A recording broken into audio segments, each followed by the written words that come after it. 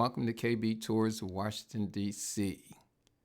Today we're going to visit the African American Civil War Memorial, one of the hidden treasures of Washington, D.C. This is one of the best kept secrets in Washington.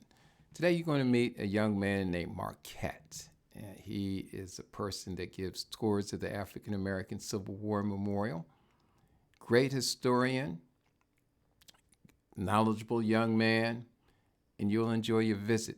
The African American Civil War Memorial is at Vermont Avenue and U Street Northwest. So enjoy your visit to the African American Civil War Memorial. Hello, my name is Kenny Burns with KB Tours of Washington, D.C. Today, we are going to take you to the African American Civil War Memorial. The memorial is at Vermont and U Street Northwest. I'm gonna have a good friend of mine named Marquette give you a very in-depth tour of this memorial, tell you about African American soldiers during the Civil War. On this channel, we're going to try to take you to places that are off the beaten path of Washington, D.C. We'll just roll from now on. Hi, I'm Marquette from the African American Civil War Memorial and Museum. And this is here is our statue. It's called the Spirit of Freedom. And the Spirit of Freedom is to honor 209,145 men of African descent that served in the Bureau of United States Colored Troops. And they were purposely forgotten in our American history. And we also have a sailor on the statue, but no sailors on our wall of names. And the woman you see above the soldier, this sailor, she represents the Spirit of Freedom. The Spirit of Freedom was designed by Ed Hamilton from Louisville, Kentucky, and with the appointed former city council, Dr. Frank Smith Jr., was the idea to place it right here in the U Street corridor community. Now, behind the statue,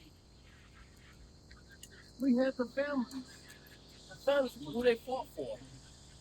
And it represents two things: families that were left behind and kiss their loved ones and fight in the war. He's fighting for his family, but also his freedom.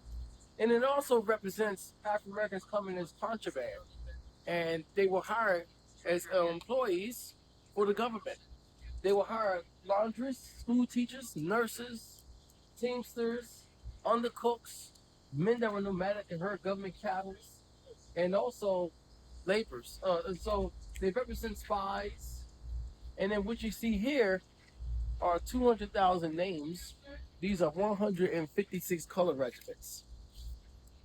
There's 142 infantry foot soldiers of African descent, 6 color cavalry, which is horse soldiers of African descent, and 13 color artillery, cannon soldiers of African descent. And each plot is a regiment. Men have served in every department in the South.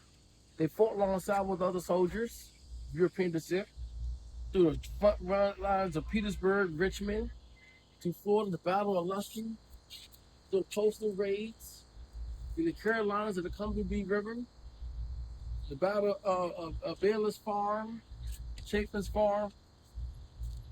And so many of these men will have 3 years of service. The average age to enlist was about 17 up to 45.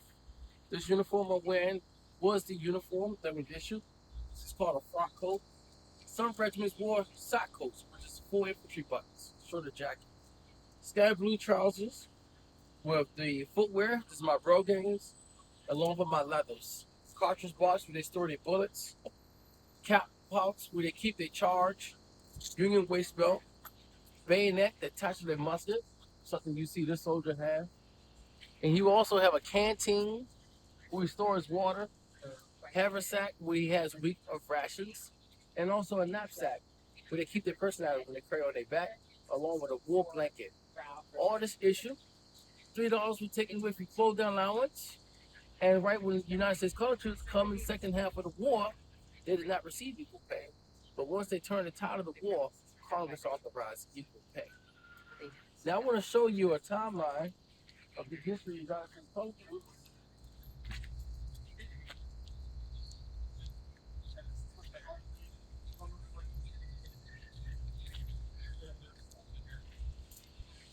Now this image is Harriet Tubman.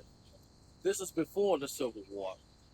This is when she was part of the secret Underground Railroad, a secret network that helped people seek freedom to the northern states. And Harriet Tubman is from the eastern shore of Maryland, and she escaped.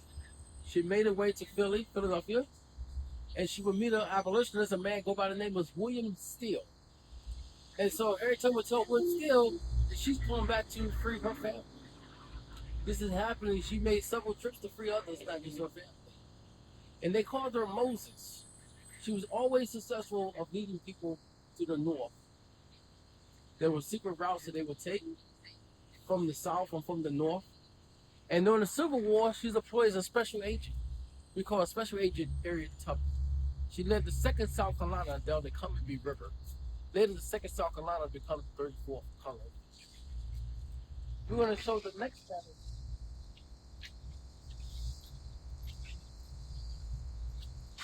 This is here is Come Join Us Brothers. This is right here, right in Philadelphia. And so this is a 24th color infantry. And this image was used to recruit African Americans into the Union Army. Many from Pennsylvania were trained in a place outside Philadelphia known as Camp William Penn. And if you see the address in the bottom, 1210 Chestnut Street, that was the recruiting station and also your first OCS school. They were looking for white officers as to lead the United States Color Troops. You end up having the best. Over 20,000 colors were trained at Camp William Penn. Okay. The regiment was raised by Christian Fleetwood, who wanted to become an officer but was rejected, but ended up the sergeant major of the regiment.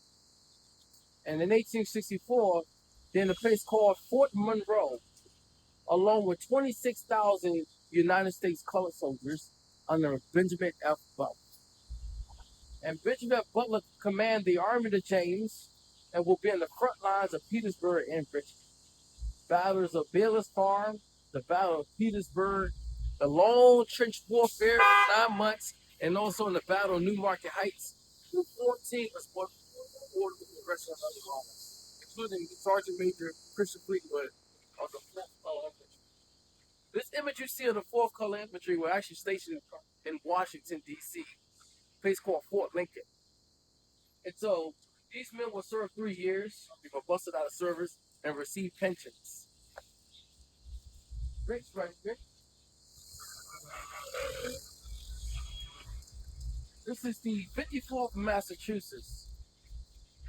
The 54th Massachusetts was raised in the spring of 1863, right after the proclamation. Most of the men were recruited from the state of Ohio into the 54th Massachusetts. And the man you see with the sword leading the troops, that is Colonel Robert Shaw. Come from a family of abolitionists. They camped in a place called Reedville. And Colonel Shaw was signed Lewis Douglas, which is the oldest son of Frederick Douglass, is the drill instructor. He also had a brother named Charles Douglas that also served. The image you see here is Robert Shaw leading the 54th, and you can't see the other regiment, but there were 2 white regiments that were serving along with the 54th, the 6th Connecticut and the 48th New York. And so Robert Shaw was killed in action. And the man you see with the flag, his name is Sergeant William Carney. Later, he was awarded the Congressional Medal of Honor for saving the colors. But the 54th had pulled back to the rear of the island, and it becomes a trench warfare. The Union Navy will bombard the Confederate fortifications. This was a siege warfare, a trench warfare. It lasted about 6 weeks. Battle Wagner were captured by the United States Color Troops on September 7, 1863, by only suffering 54 fatalities. 30 was killed in action, 24 was wounded out of 600 men. And the 54th been in many battles in the South. The Battle of Lusty, the Battle of Honey Hills, and other battles. And many will make it out through the war and receive pensions and write books. One of the officers that's in the 54th is Louis F. Familios, wrote a book called A Brave Black Regiment. Another image we have, this is our time watch, our timeline. The message is our history does not begin with slavery. For many Africans, there were human trafficking to Americas, were skilled laborers, architects, blacksmith, silversmith, goldsmith. They were expert in planting rice, cotton, and they were captured based on their skills that wealthy planters demand for laborers. And then you also had warriors that have been in many wars in West Africa, and many have come over as prisoners of war. Former prince, princess, priest, priestess, chieftains. So they had titles and had a long history in their culture. But the message is, we built the nation, and because of the institution of slavery, it divided the nation, which led to Civil War, and the Union was losing 2 years of the war. So President Lincoln desperately needed to win this war. So he made it legal for men of African descent to be armed by him signing the Emancipation Proclamation, which colored soldiers turned the tide of the war and won the war, liberated themselves. They freed themselves. And that is one of America's kept secrets. Same day, there were soldiers from Louisiana, which they were called Corps d'Afrique. They captured Mobile, Alabama, Montgomery, Alabama. And Texas was the last state was brought back in. Now, there have always been soldiers of African descent serving in Texas. In fact, this goes back to October of '63 by General Nathaniel P. Banks. He had regiments from Louisiana, captured Brownsville and Bronzeville, San Antonio. The main focus was other theaters of the war, like the Red River Campaign. But there were also troops there in '64. But the 62nd Colored Infantry was in a place called Palomito Ranch. That was the last final battle of the Civil War. And when it was outflanked by the Confederacy, word got to Washington, and so they ordered General Godfrey Weitzel to transfer the 25th Army Corps from City Point into Texas. Now, the 13th Corps, which is mostly soldiers of European descent, landed in Galveston the first week of June. I'm gonna say June 1st. A couple of days later, the 25th Army Corps landed in Corpus Christi, Indianola, and Brownsville. They policed southeast Texas. They were there for the Border Patrol of Mexico because Mexico was in war with France. And so, in our records, we have June 15. Granger arrived on the 19th and read general orders. So that was the last state brought back to the Union. But those colored soldiers remained there to up to 1867. At the end of 1865, the 13th Amendment was passed. Slavery is now abolished in the United States, and it was Kentucky and Delaware was the last two states to abolish slavery. The 14th Amendment passed, we fought to be citizens, and the 15th Amendment passed, men of African descent earned their opportunity to vote. So, from 1863 to 1865, men of African descent that served in the Bureau of United States Colored Troops. Out of the 200,000, 14 was awarded the Congressional Medal of Honor.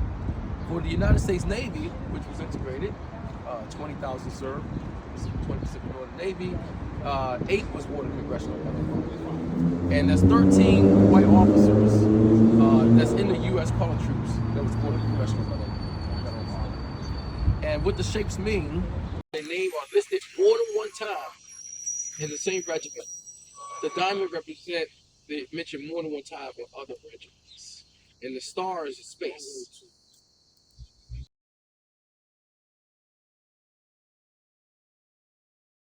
By the military under martial law, they were assigned myself as a colored soldier and other soldiers on provost detail. Normally we wear white gloves, we patrolling the streets, stopping wagons coming into the city. We want to know who's who, looking for spies, and our job is to arrest anybody that break the law, including soldiers getting out of hands in bar fights. And when we have folks come into these towns, they have to visit this provost station and they have to have an oath of allegiance and sign a provost pass.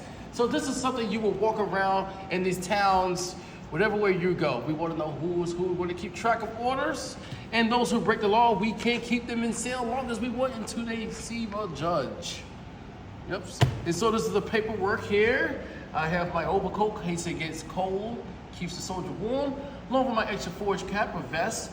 And we have watched there. We got to keep track of time of incidents, reports, and other general orders, special orders.